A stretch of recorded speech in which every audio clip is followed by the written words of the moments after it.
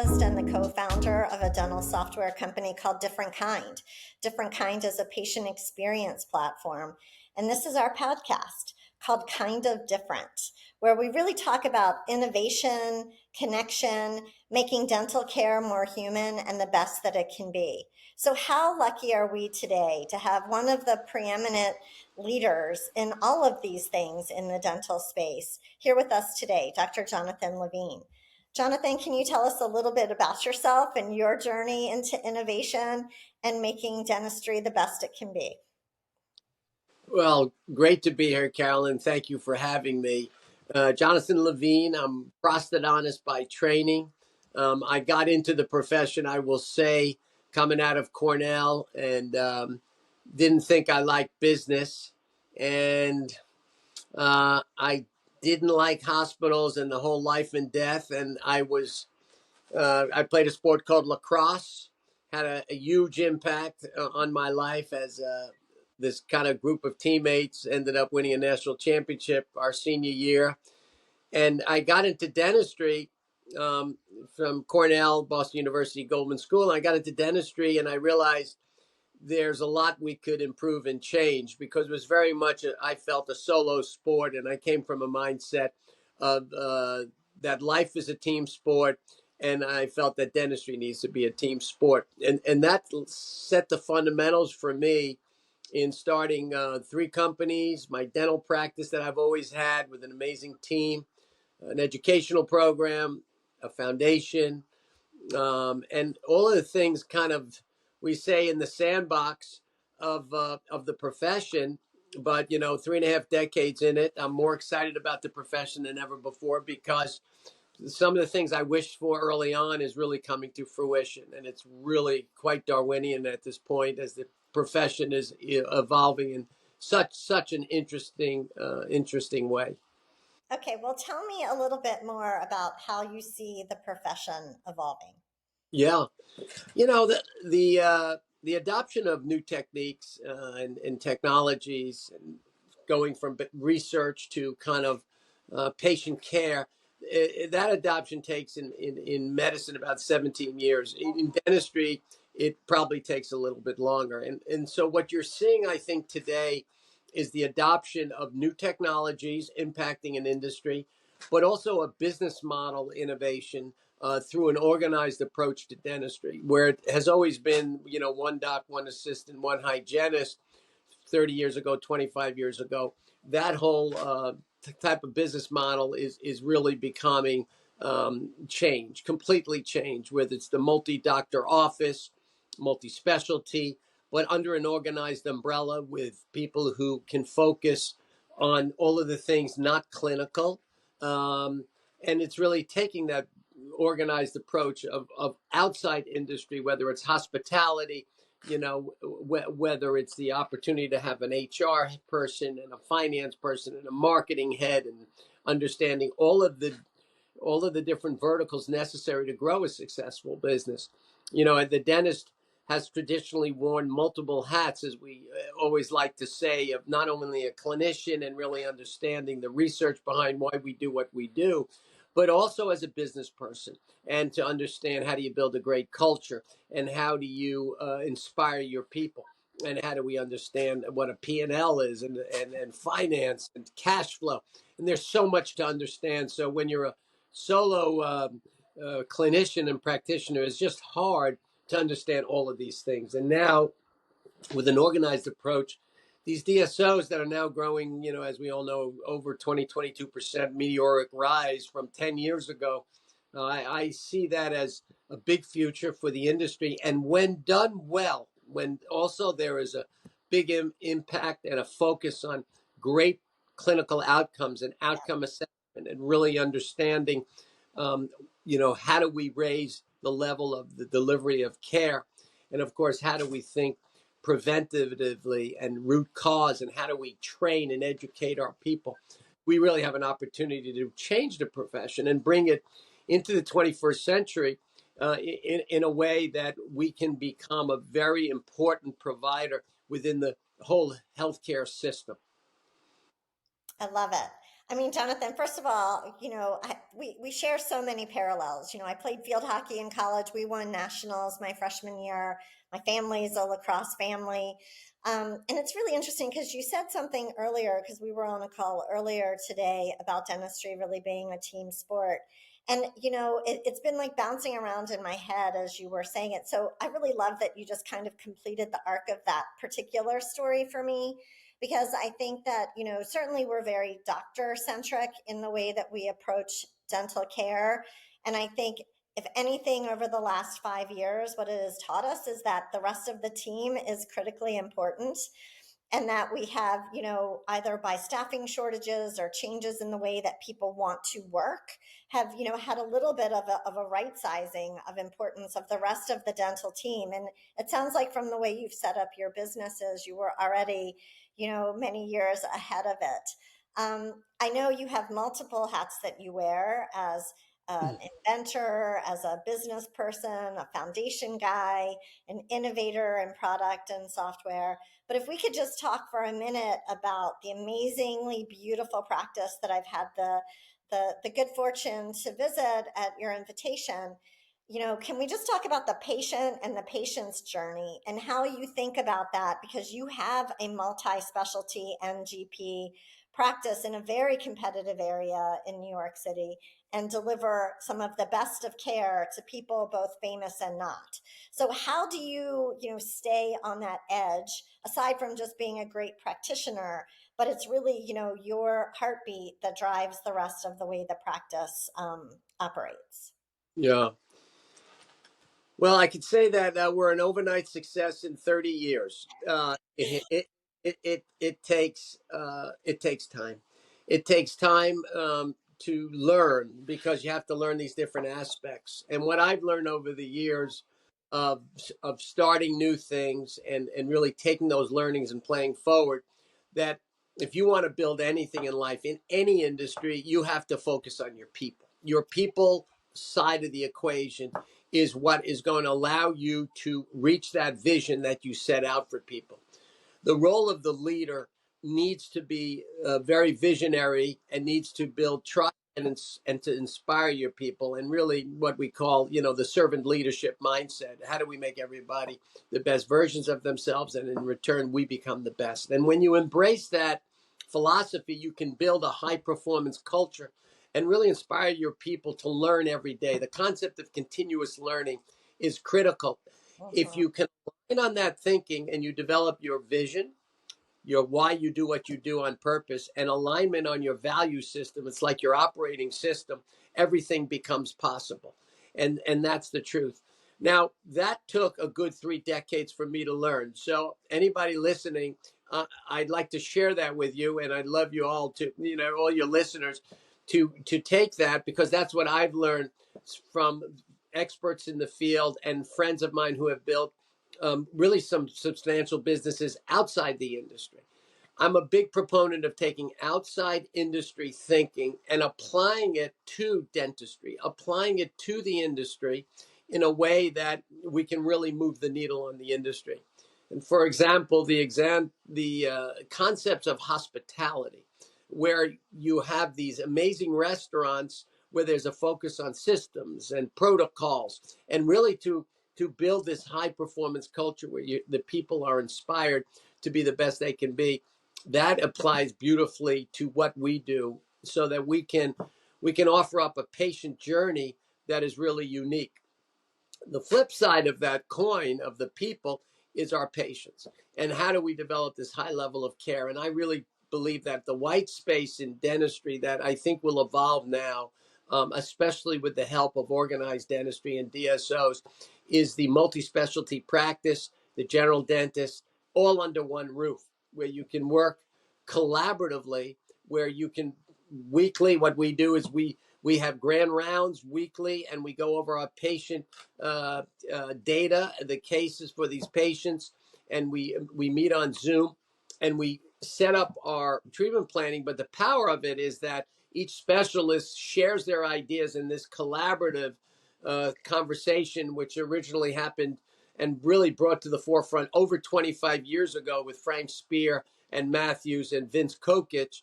And there was Pross and there was perio, and there was ortho, and how do we work together to take this multi-specialty approach and this high level of diagnostics? And I deeply believe in that. Layer in our new technology, layer in our digital workflow, layer in our new understanding of sleep and salivary diagnostics, on and on and on. And you can create something that is very unique and distinctive. And I do believe that there's an opportunity for this high level of care that can then trickle down everywhere, where there's this collaboration. And you just call it the collaborative culture of people working so well together, and maximizing your communication to elevate that patient care. And that's what I've tried to do with the leader. And the role of a leader, as we all know, is to build other leaders. We lead at every level, and for people to feel that it's not a command and control culture. It's quite the opposite. It's one of collaborative culture, where people work extremely well together to serve each other.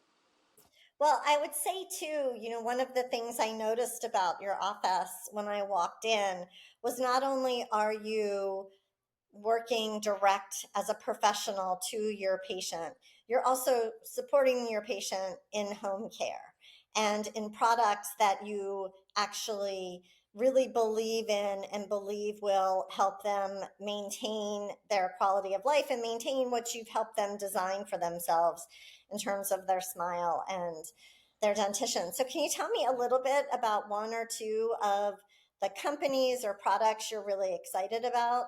I would love to kind of, because I know you're on the forefront of a lot of the products that come forward. Yeah. Well, look, what we do in the dental practice, and how we focus on the health and the beauty of the patient's smile and their overall health, that connectivity of oral health and overall health. They also have to have the tools to be able to have a very high level of plaque control and keeping inflammation out of the mouth. 80% of Americans have some form of gum disease, and we know that 58 systemic inflammatory disease, cardiovascular disease, diabetes, pancreatic cancer, on and on and on, are connected, have a direct connection to inflammation, chronic inflammation in the mouth. So with that in mind, patients need to be able to have these kind of tools that work well for them. For some people, they do great with an electric brush and flossing. Other people needs a water flosser because they don't like to floss. And the different tools that we have at our disposal today are better today than ever before. How many different types of electric brushes do we have? How many types of water flossers do we have? How many different types of floss and floss picks? But also the knowledge that people now have that having a healthy mouth is more than just, having white teeth. People are understanding this connection of the oral health and the importance to our overall health and longevity. And because of that, people are really starting to, focus on these types of things. Of course, we have a population that don't have access to care, and it's the inequality is very unfair, because in the poor areas, this is where dentistry, can be so preventative, where you can get to disease so upstream and so early, unfortunately doesn't happen. And so, for people who do have access to care, they absolutely, with the different tools, whether it's the toothpaste that don't have sodium lauryl sulfate, that doesn't abrade the teeth, that makes it easier to brush because there's a great flavor, or there's a great hedonics where it's the aroma of it. Whatever these new companies come out with for home care is truly amazing. Then you have companies that are coming out with products that remineralize and can form back enamel through these different peptides. And we have breakthroughs in that area, like the company Vivardis is very exciting future for companies that are innovating on this. And then we have, look at what's happening with AI in every field, the co-pilot for healthcare, where we can have a co-pilot help us read x-rays, and right around the corner, it's going to help us read cone beams, CBCTs, that allows us to understand AOA and potential infections or lesions in the jawbone. And so kind of on and on with innovation in the dental practice, because there's so much going on, but that's also spilling out over for our patients for them to take a better health of the mouth. There are companies now, with the aligner industry that's blowing up the ability to understand compliance. Are they wearing the wearing the aligners? Are they compliant? And we can actually see the changes of tooth movement with a number of these companies. So, technology is quite amazing what's going on. AI is going to change everything that I think we all know in life.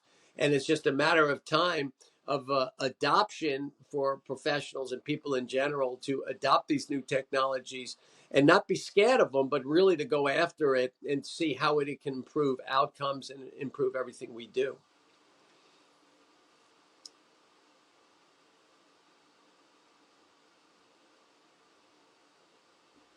I think that AI is such a great example of this, Jonathan, because when, some of these companies first came on the market or started to even build and ask for x-rays to build their data sets, Pearl and Overjet, many years ago, there was a lot of skepticism from dentists. And I think now you see dentists, chairside accepting this as a regular part of sort of co-treatment planning, and recognizing the sensitivity of some of the products and software that we have out there. As we're really talking about the patient centeredness, you were just talking about how certain products can be used by one patient, but maybe wouldn't be as easily adopted by another. You started to touch on something that is close to my heart and the heart of DifferentKind. We're set up as a for-profit company, but we're a public benefit corporation. And both, Matt, my co-founder, and I came from a public health dental background. So I was hoping you could touch a little bit on the Glow Foundation and some of the work that you're doing there, because you had kind of, also talked about, even though you're doing super high quality, high end, dentistry, we want to be inclusive and always think about every patient, or, individuals who've never even had the luxury of considering themselves a patient. Yeah.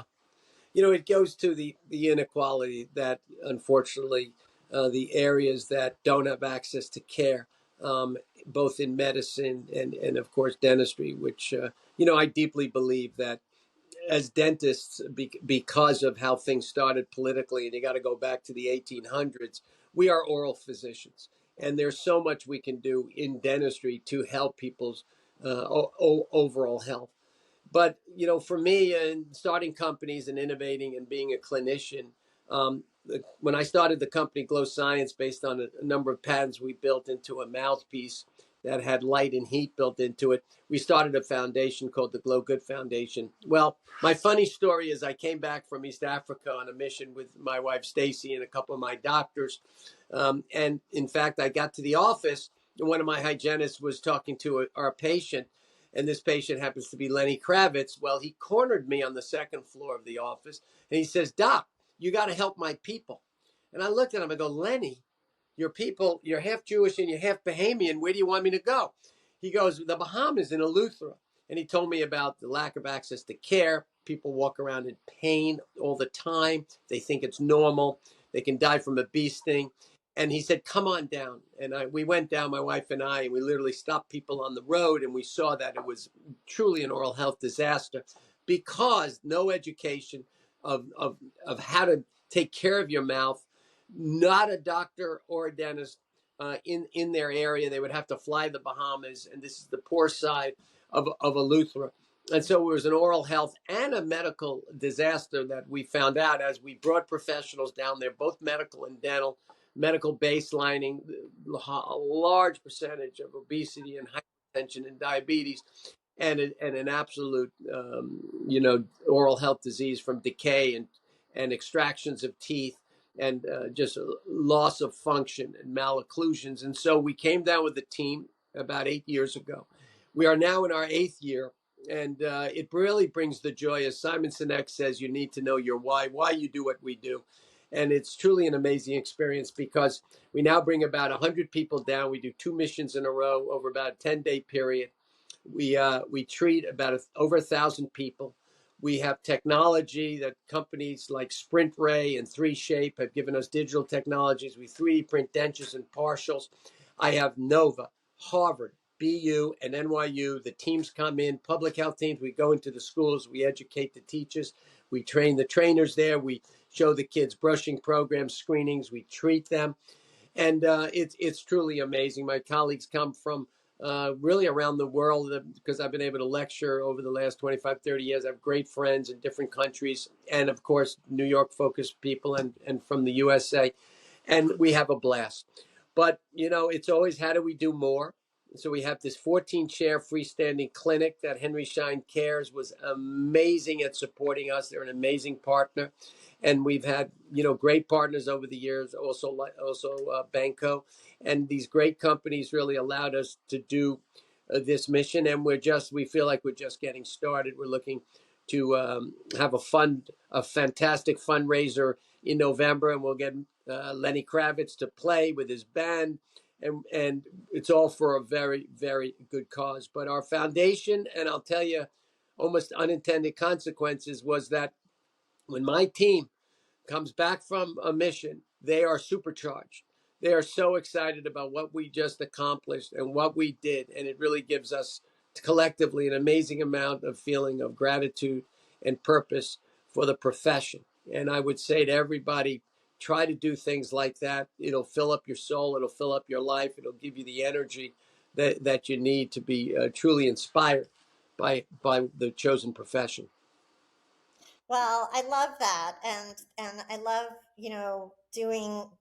taking our skills as clinicians and all of your many skills in building growing companies and applying it to doing good for the world. And how can people find out about the Glow Good Foundation? Is there a website? Is there a way that they could have Yeah. donations, or dental companies can provide in-kind donations? Yes. We work with a company called GoLively.com. We're on Instagram, the Glow Good Foundation. .org, glowgood.org, and both Instagram and our website. We'd love people to reach out to us, whether they want to volunteer, whether they want to, help us with contributions. But we're looking to really continue what we're doing in the Bahamas, look for other areas, look for partners in different areas to expand our reach. And so I appreciate that question, but they just got to check us out on glowgoodfoundation.org. Fabulous. Well, as we're getting ready to close out here, Jonathan, Dr. Levine, can you tell us a little bit about the passion you feel for the patient and what else we could do in dentistry to continue to connect with the human beings that we're treating? Mm. Well, that's a great closer. You know, I think it has to do with mindset, and it has to do what I'd like to see from this next generation of dentists. And I think it depends on the leadership in these dental schools, and I really believe dental schools do a great job at this, which is that we're caring for people. How do we improve the lives of the people we treat? And as a clinician, when dentists have that focus, and it's all about how do we do it at a higher level, how do I develop my skills, everything falls into place. The people around you, we are the company we keep, our assistants, our hygienists, our operations team, with good leadership and understanding what the vision is and why you're doing what you're doing and your value system. It's like a magnet for great people. You won't have a turnstile where people are leaving, but there'll be a magnet where really talented, wonderful, like-minded people will want to work with you, which then translates to developing a high level of care. I like to think of it as two sides of the coin. We focus on our people. If we focus on our people in a very big way, we will be able to deliver our care and execute on all of the things we want to do, from diagnostics to treatment to continuous care at an extremely high level. Fabulous. Well, I love that. And all of the things that you talked about, really build the trust that we need with our communities and the patients that we're treating. And I can actually almost even say that I think there's been a pendulum shift from when I was in dental school. It was very much everything was in that 3 or 4 millimeter surgical field. And we had those loops on all the time. And while that clinical training is a really important piece, there was very little, that was done around the business side of delivering healthcare, and also very little done except for, some preliminary classes on ethics around really engaging with the patient. So I think that you're really right to point out, a service economy and service businesses that, have totally changed the way that people expect to engage with professional and, personal services. So I think as long as we continue to listen to the heartbeat of the patients, that will continue to drive some of the changes that you've not only talked about, but that you're experimenting with every single day in a multitude of ways. Yeah. I think the mindset is one that we're constantly evolving, we're constantly growing. And really very importantly that I learned from a dear friend is we are the company we keep. Mm. So if you set a very big vision, you dream really big. When you think you're dreaming big, dream bigger and surround yourself with people you really care about. That's when the magic happens. And it's a golden age today in dentistry. It truly is because of all the things we're talking about. The young dentists have a wonderful opportunity to have amazing careers and to do things that, will evolve and grow as they grow their own capabilities and skill set. But above all things, what we talked about earlier was that life is a team sport, and so is dentistry. Beautiful. Well, thank you very much, Jonathan. And I know we will see and hear more from you in all of your lines of business and with the Glow Good Foundation. And thank you for being an advocate, not only for innovation, but for the patient, for dentists, and for our industry.